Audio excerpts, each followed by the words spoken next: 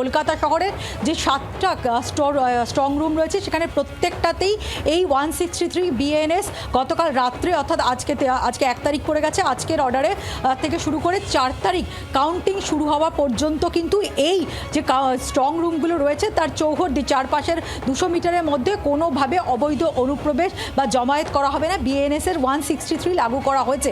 তার কারণ গতকালকে এই ঘটনা যেভাবে বিশেষ করে ক্ষুদিরাম অনুশীলন কেন্দ্র তার স্ট্রং রুম যেখানে রয়েছে, যেখানে ইভিএম রয়েছে, তার নিরাপত্তা একেবারে বিঘ্নিত হয়েছিল।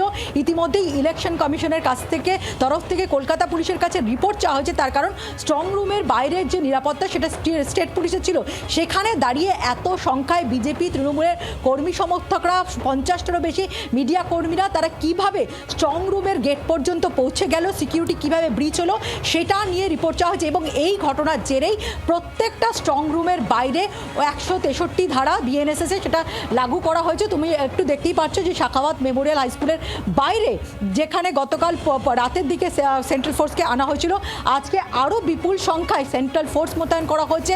কেন্দ্রীয় বাহিনীর সঙ্গে সঙ্গে কলকাতা পুলিশ রয়েছে। কলকাতা পুলিশের সিনিয়র অফিসাররা দফায় দফায় আসছেন এবং ব্যারিকেড করে দেওয়া হচ্ছে। অর্থাৎ এইজিসি বোস রোড থেকে যদি তুমি লর্ড সিরার দিকে ঢোকো, সেখানে 200 মিটার থেকে সেখানে প্রবেশ করতে দেওয়া হচ্ছে না। একইভাবে এসি মার্কেটের দিকে যে রাস্তা, সেখান থেকেও কিন্তু কোনোভাবে বাইরের লোককে কোনোভাবে জমায়েত কোনো গাড়ি এখানে প্রবেশ করতে দেওয়া হচ্ছে না। গতকাল রাত 1টার পর থেকে এই 163 ধারা লাগু করা হয়ে গেছে এবং যেটা 4 তারিখ সকাল পর্যন্ত থাকবে। তার কারণ স্ট্রং রুমকে কেন্দ্র করে বেনজির যে ঘটনা গতকালকে হয়েছিল। বাংলার আওয়াজ, বাঙালির আবেগ, জি 24 ঘন্টা।